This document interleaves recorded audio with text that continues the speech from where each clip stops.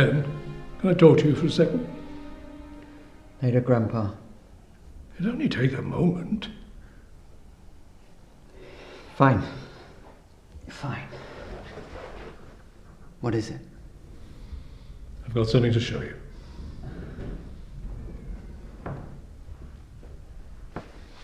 Now, this diary belonged to my grandfather, who fought in the First World War.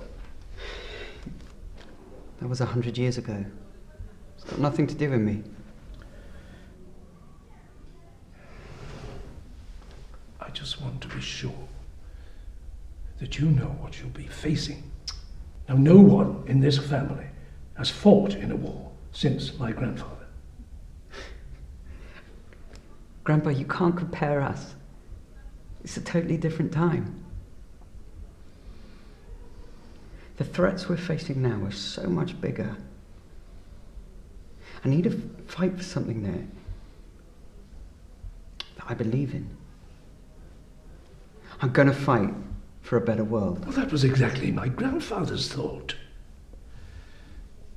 Now look, I'm not trying to tell you what to do.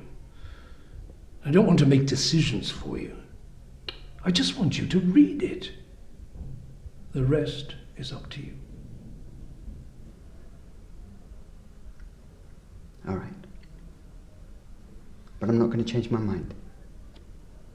This is my personal duty.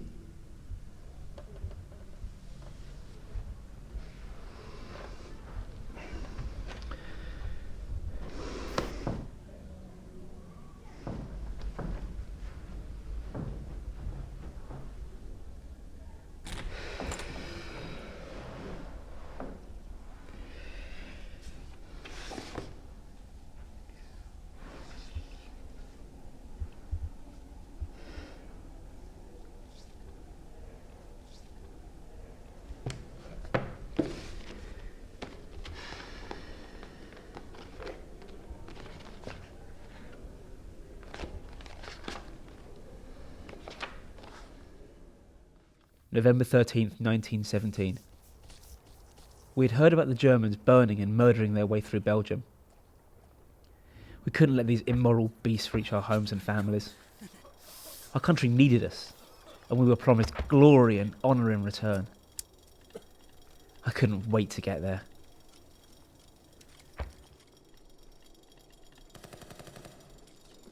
Then we arrived at the front. And the promised glory? There's nowhere to be found. Forget the damned honour. We were on our own.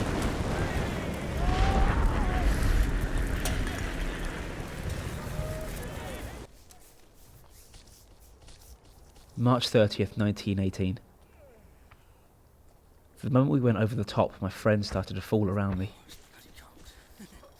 I made it through the initial fire, only to be confronted by a German soldier. This wasn't the snarling demon I'd been told about. He was a man of my own age. The same fear in his eyes.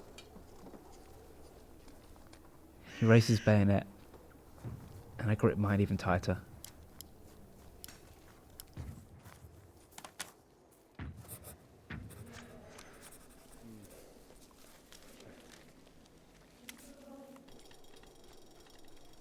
When you're firing from a trench across the wasteland, war can become something distant, impersonal. But in that moment, there are no words for this monstrosity.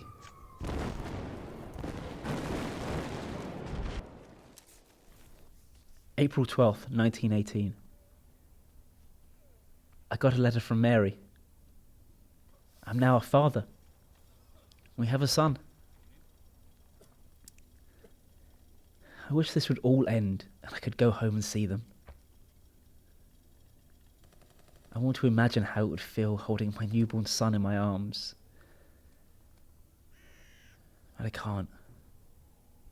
Not with these arms which are now made for killing. Even with my eyes closed, I still see that man in the trench staring back at me. His fear, his suddenly lifeless eyes.